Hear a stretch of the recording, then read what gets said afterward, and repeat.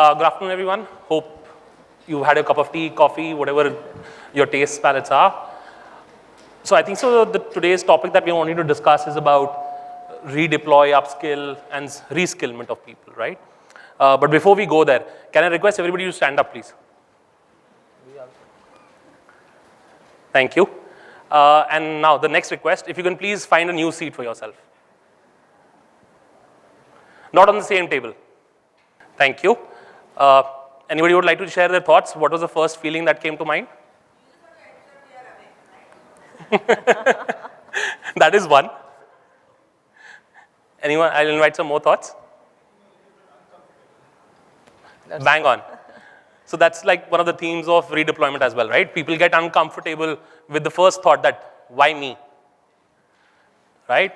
So with that thought, what the concept that we wanted to bring to light is that how are organizations' priorities, business lenses changing, specifically post-pandemic, and it's become an accelerated world, right?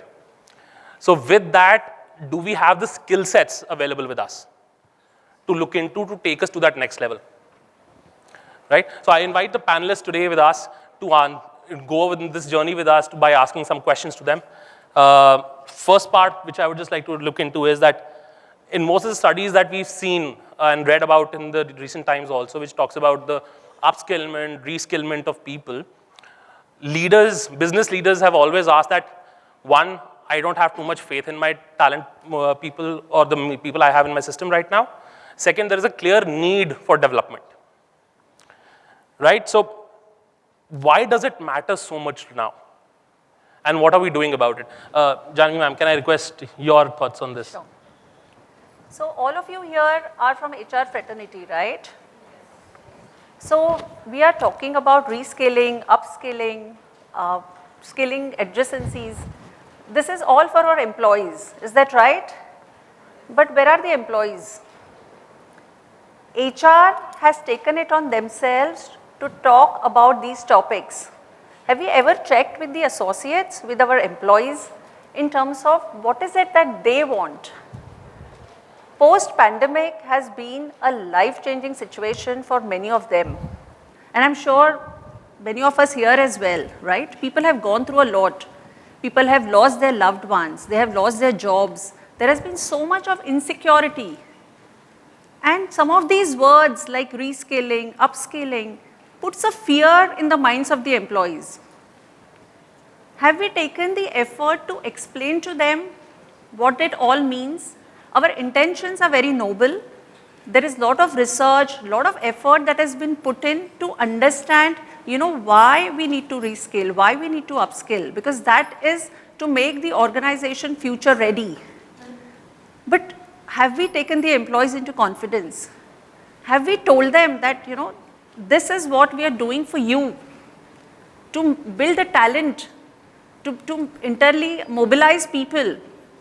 And that's where I think first and foremost, before even we start talking about these terms, can we pause for a minute and think of some different words instead of reskilling or upskilling or redeploying?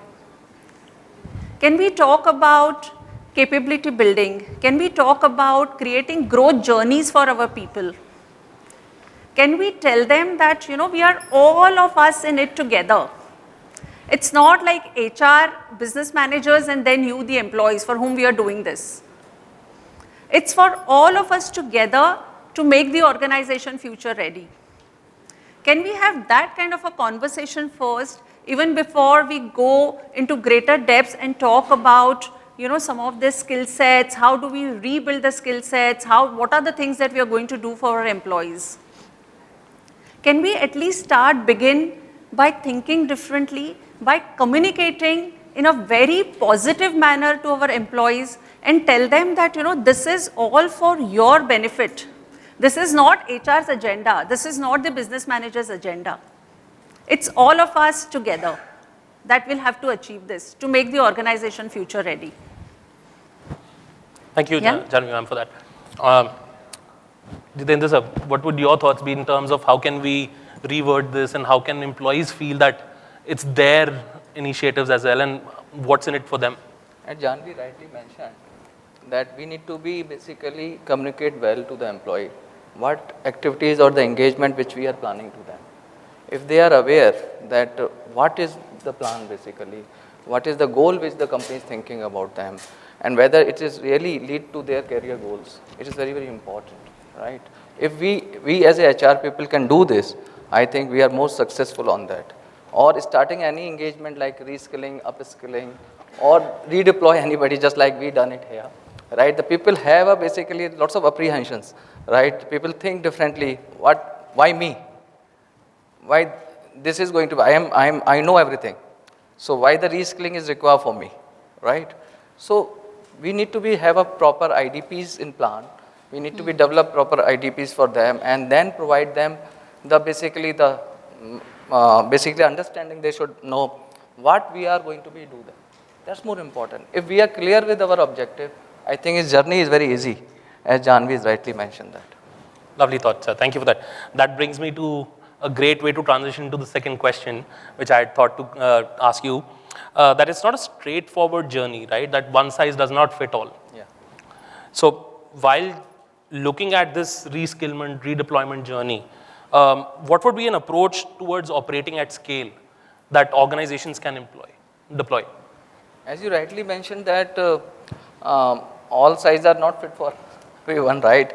So as I mentioned that the IDPs we need to be create for everyone or each and every roles is different, right? So it's have the objective, the scope, what we are thinking about that person, their qualification, their career thinking, whatever the company required from them. If we have all put together in that IDP, and then that person is also endorsed that yes, I am looking for that, it will give you the better idea, right? So lots of engagement or the training and development, identification of their needs, and then provide them the venues what they are really want to be do it. That's more important. Great. So every person have a unique basically the thinking process, right? And organization needs are also unique.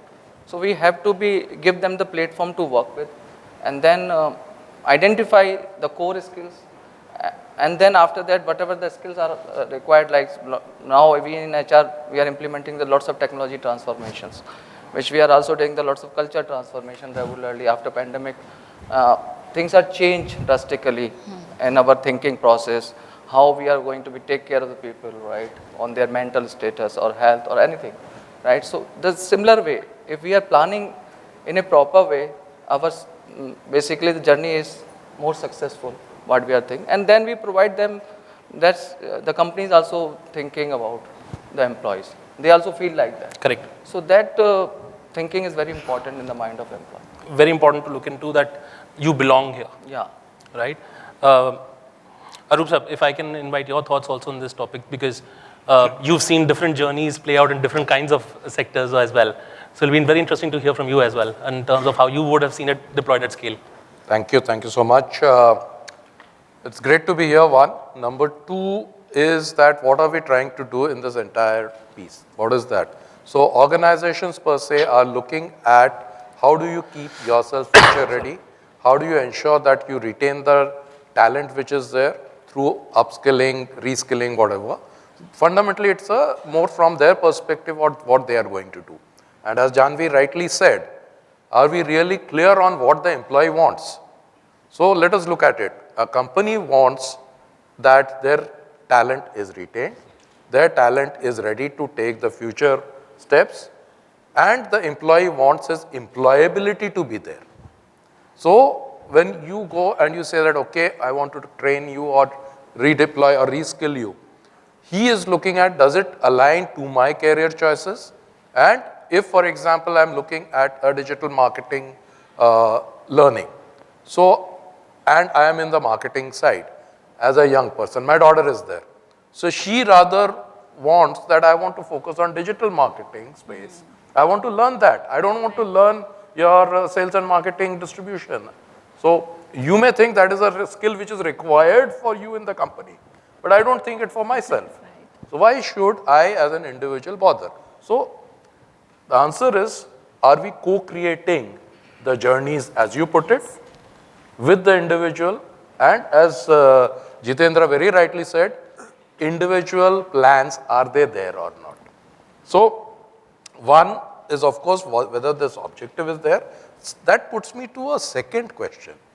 Whose responsibility it is to develop and keep the organization future ready? That's a critical question to ask. So let me ask this question to the audience. One, whose responsibility it is to keep the organization future ready? By doing what? By ensuring that the talent they have is having the competencies and skills. Is it of the company? Is it of the individual? Today, the situation is such that I come to a basic decision in HR whether to make the skills, that means train that person, spend 6 months, 8 months, 9 months, and retain that person for that long till the time he is valuable. For example, Shibi is here with me from my defense unit. She looks at Thales, which is looking at avionics and electronic warfare in a major thing, for which a 6 months training is required at Paris for that person to come back here and be productive. Okay. So, that 6 months training is the company's requirement. How do I retain him? How do I ensure that this cycle continues? So, I have to first align him, co-create that environment with him and ensure that there is, to be very frank, a bond also around it. You are investing something as a company and that person also knows that I am getting something which is making my employability, my salary go up at least 10x. And that 10x convert into a bond of 5x. So that's the strategy which we use. So today, for example, we are actually asking whether I make the skill or buy the skill. So that is one part of it. The other part of it is today as HR, if I look at it, if I look through my own experiences, I have never been through a upskill program or a reskill program. I have only been through a redeployment program. Okay, so Arup is here today managing training and management development. Tomorrow, let us put him to a site in West Bengal where he will learn the industrial relations. Just put there. That was the most strongest and the best way of getting new skills. Yeah. Very well said, sir. So I think so that's a great example of also saying that how redeployment, upskillment, reskillment is going to be fitting in there, because what the organization saw in you was that you have certain core skills, core perspectives which are naturally coming to you. And therefore, where does it fit as a match in some other adjacencies, right? So therefore, do we have that kind of data available for all our employees and all our jobs? That's where we'll be able to maximize the redeployment perspective, absolutely, right? Absolutely. In fact, I would love to bring here the concept of latent skills. Yeah. Right? The latent skills are the skills which you have still not experienced, which possibly you also don't know today. Right? As people managers, I'm not calling myself HR. We are people managers. Our role is to enable humans and people to find their potentials. So, are we able to identify those latent skills? Are we able to bring those latent skills out, give them roles where they will actualize those skills? So this, I think, is the critical question, and an answer to that will actually make you rethink HR. Thank you. Beautifully said. Thank you. So that also wonderfully, again, fits into the next question. So thank you for helping me out, everyone. That internal talent mobility has been a conversation, right? But that is also closely being tied up with skill adjacencies. So when we're talking about latent skills, skill understanding and development of people, how does it play out to actually develop talent? I will invite you, sir, to share your thoughts on this one. Thank you, Arun. I think development of a talent is something which is a core at the heart of Rethink HR, I would say, because whenever you want to think of HR, they talk of development. You hire the person, you want to retain, but as they rightly said that unless and until the development is not there, after a 3 or 4 years, the skill sets which were relevant 3 years or 4 years back becomes redundant.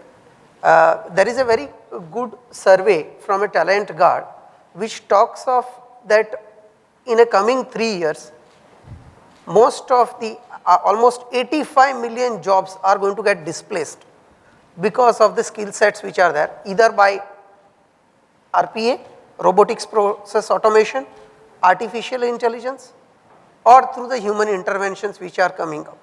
So which brings a very plightful mode for each and every HR person that if your jobs are going to get displaced and the vibrancy will not be there in the organization, what is a glowing sign? The glowing sign is also coming from there that 97 million new jobs are going to get created for the new skill sets which will be there.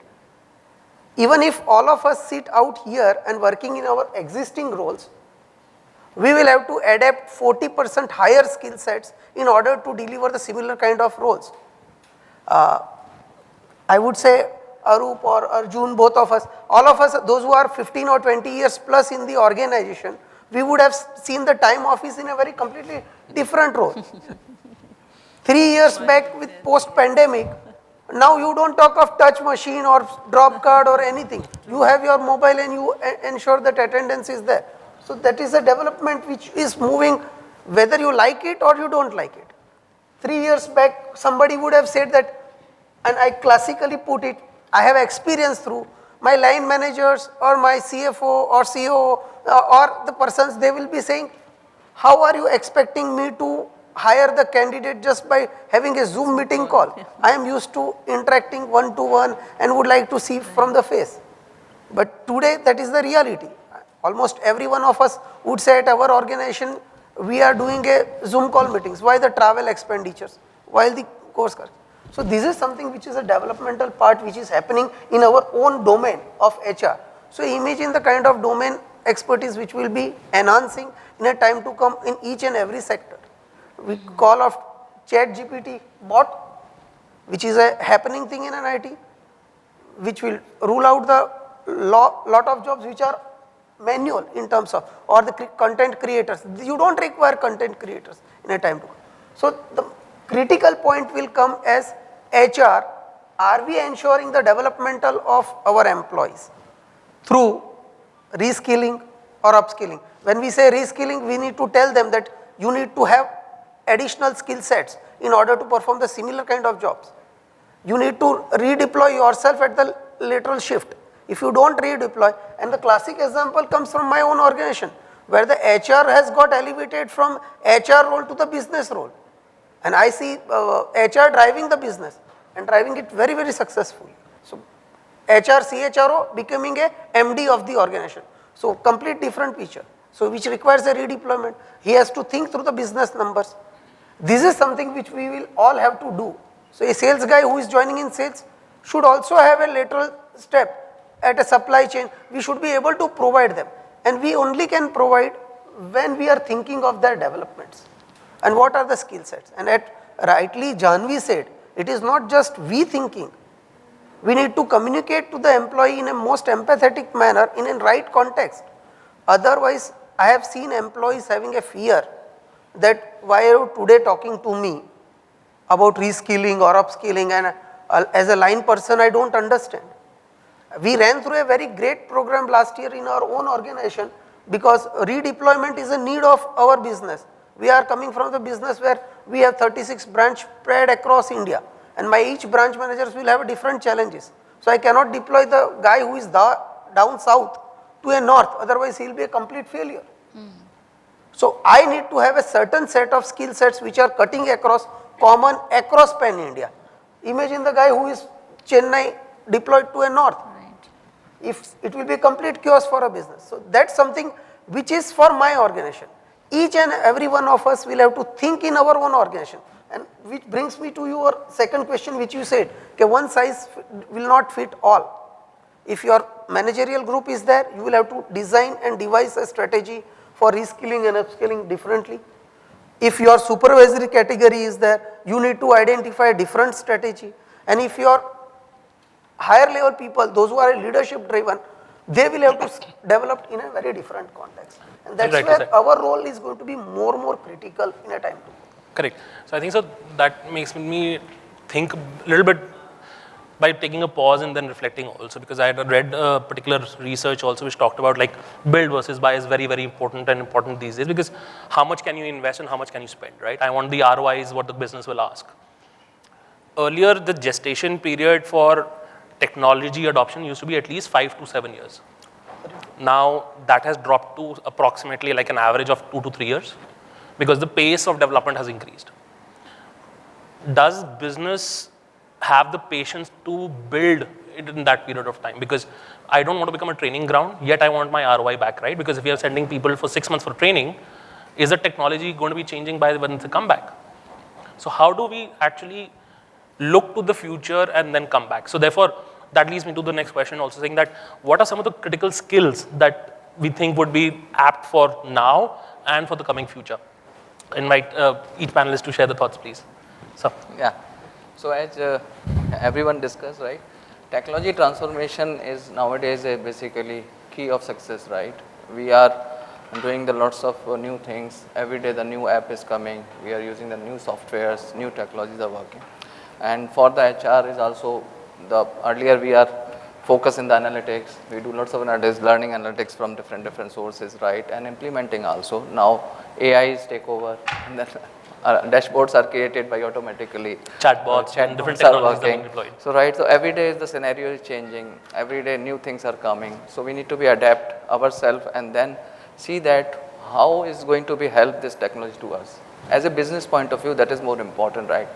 Every business have their own uniqueness. We cannot implement one technology to all the businesses, right? As my business, let's say, we have a people, those are starting as a management trainee, now become a vice president in the company in a period of 15 years at the time, right? So as I'm thinking about the business is that we hired the lots of GTs every year, almost 100 we hired. Even the COVID time, we regularly done the campuses all over the country virtually, right? And hire almost every year to 150 to 200 GTs that time. And some have left, maybe 15% attrition is there, but some are doing wonderfully well, and we provide them the platform to work. We them the lots of technology training, and we also write down their IDPs very clearly. Our team is working, what they are really thinking on that, right? And then depute them from the different job roles, send them from the shop floors. We have almost 13-14 plant all over the country in the different geographies, right? So we send them to be for the training program different locations, and we ask them, because jobs are almost same in the manufacturing companies, right, in the shop floors. So we ask them whether you like this place or not. If they like it, then okay, how much time you want to be retained in that place? Say, okay, no, I want to be here for 3-4 years. So okay, so then we redeploy that person there. So that person feel good also. So looking from an engagement lens also now. Engagement lens also, that's more important. So redeployment help us in that way. And then regularly the reskilling and upskilling happening. So we are working with them closely. So hiring the basically GTs and MTs in basically all the departments is really help us to be control our attrition and the employee mobility also. And then the people are also very happy, because they retain the people, and the talent is already available with them. So it is helpful. And the technology also, we inducted 2-3 basically the software in HR as well as the other areas also. Our IT team is working the newness of that data digitalization and all the other things which we are doing regularly. So I think the technology really help us to be basically maintain our journey. So we can use technology to gather the data to make better decisions. Yeah. Okay. Janvi ma'am, what do you think about the skills which will be apt for the moment? Yes, sure. So since people are talking a lot of about technology, I would like to actually focus on the software aspect.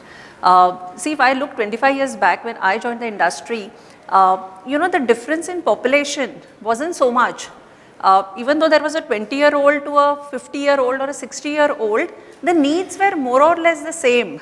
But now, if you look at the working population, and I can see a lot of youngsters here, or people who have young kids or younger siblings, you would agree with me that they are very different from the way you are or I am, right? The needs are very different, and in today's world, at the same time, you're handling somebody who's a 20-year-old to a 60-year-old with varying needs. That's where the softer aspect of bringing them all together comes in. Everybody has a unique individual need. So personalization is the key, which every person needs to understand, be it an individual contributor, a people manager, or a leader. How you deal with every person is going to be very different. And I don't know whether these softer things can be taught in any school, or it comes with your upbringing, or it comes with observation. But I think everybody needs to focus on those softer aspects of, the genuine warmth and care for people, of keeping them together, because that's what is the need of the hour, is the way I look at it. Every person, be it young or old, needs to feel that he belongs to that organization. He wants that genuine care and warmth that needs to come from people. And I leave the question to all of us here as to how would one, bring that to the organization. In terms of your behavior, in terms of certain things that we do for each other, but that actually will set the organization to be future ready. In addition, of course, to technology and some of the critical skill sets which my colleagues will talk. So think about it, and when you go back, I think you also need to talk about this thought to your business leaders as well, and to all the people managers as well. Thank you, ma'am. I think so in interest of time, this is a lovely conversation to have at least a full day or 2 days available for the audience to discuss about as well. But to save time, I think so, if I can just summarize whatever I've heard into 2 very small points. One, with the question about that, who's in charge, employee or employer? I think so critical aspect is that we need data around this to make those decisions from both the lenses, that what does an organization want, what are the skill sets require, and therefore what do the employee skill sets come to match up to be able to deploy for them.